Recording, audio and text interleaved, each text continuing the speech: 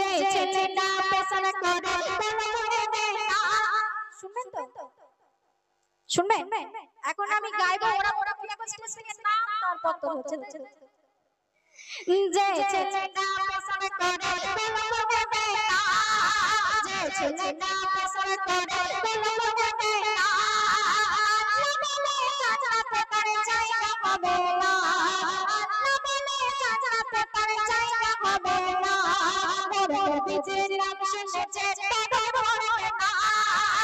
ওর বিজের নাম শুনেছে তাদের হবে না শুনে আমার নবী সাফায়াতে পাবে না শুনে আমার নবী সাফায়াতে পাবে না যে ছেলেটা পেছন করে তেমন হবে না যে ছেলেটা পেছন করে তেমন হবে না না বলে চাচাতে তার জায়গা হবে না না বলে চাচাতে তার জায়গা হবে না। এবার মা বোনদের সম্পর্কে অতি মূল্যবান কথা বলি হচ্ছে শোন আজান হলে আমার মা বোনেরা একটু মনোযোগ দিয়ে শুনবেন ঠিক আছে আর আজান হলে যে মিনা আই কাপে আর দিলের পরে দেখতে আনাকের স্বামী গাজাবো এইবার মনে মনে কোন গালাগালি আছে না এখানকার মা বোনেরা জানি অনেক ভালো সেই সুন্দর থেকে দিচ্ছে মাথায় কাপড় দিয়ে আছে তো আমাদের ওখানকার কথা বলছি কবি দিচ্ছে শোন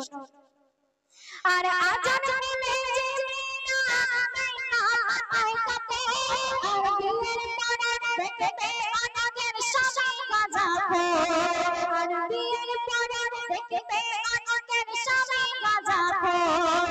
যে মেয়েরা বিয়ের আগে কোরআন শিখবে না সেই মেয়েকে কোনো পানিতে পড়ো না যে মেয়েটা সারাদিন কাঁদে হতে ফোন ছাড়ে না যে মেয়েটা সারাদিন কাঁদে হতে ফোন ছাড়ে না কি হবে তাদের তিন চার বার বিয়ে হলেও কোনো স্বামী টিকবে না তাদের তিন চার বার বিয়ে হলেও কোনো স্বামী টিকবে না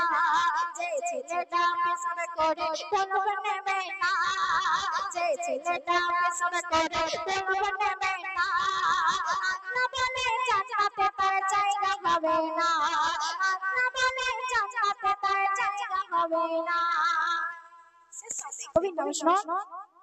হজে গিয়ে শয়তানকে পাথর জানা মারে